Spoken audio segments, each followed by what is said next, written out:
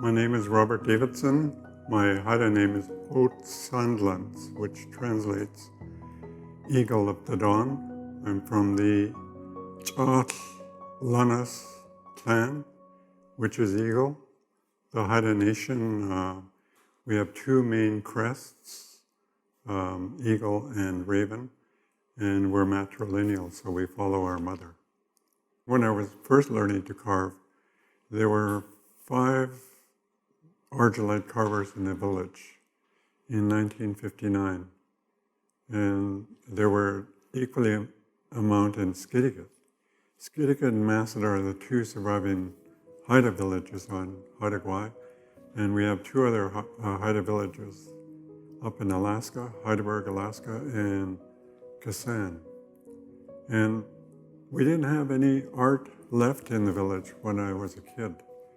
And so I was learning from them, who were relearning from fuzzy photographs of the argillite collection housed in the the National Museum in Ottawa.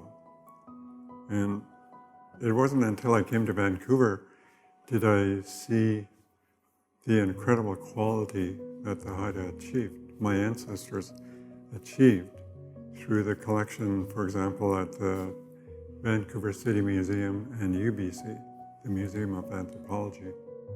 We went through a really dark period, and the dark period was people were dying so fast.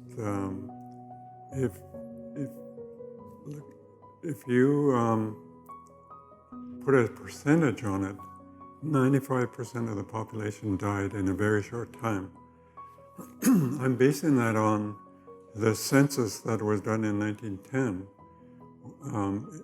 The survivors in Masset, where I was brought up, was 350.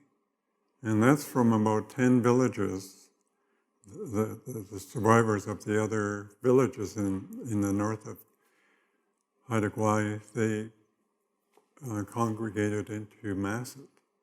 And in Skidegate, 250 survivors from all the other villages in the south.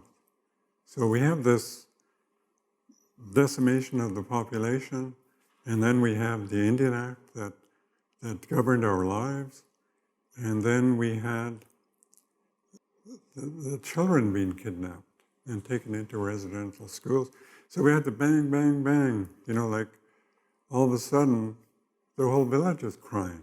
There's no more children in the village, and we're not allowed to do our art, we're not allowed to do our ceremonies, we're not allowed to sing. And so we have all this, and yet through all that, we have this a body of information, fortunately, that was documented, so we can relearn from that. Plus, my grandparents' generation. My grandparents' generation, they were the last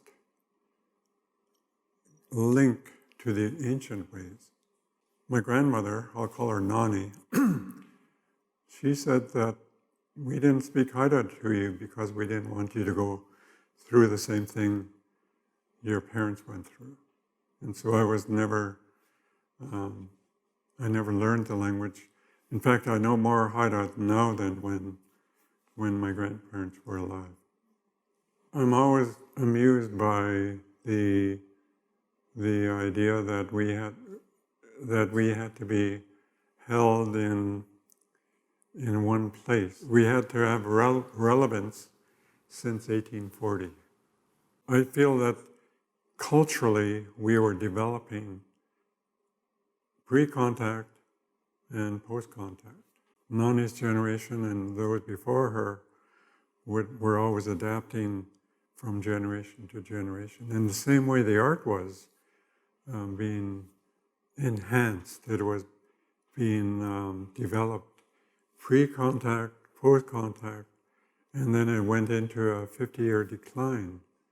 And in the late 50s, early 60s, it started to reemerge again. Like formline, for example, is Northwest Coast vocabulary, where the ovoid shape, U shape, and it has the form line is really the skeleton. And I see a blending of Western art with that.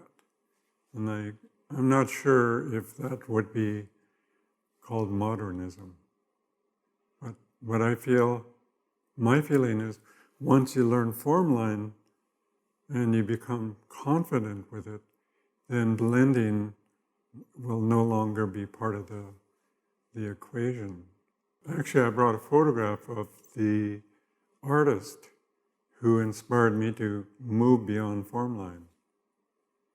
And that artist lived in, I'm thinking around 1870, 1880.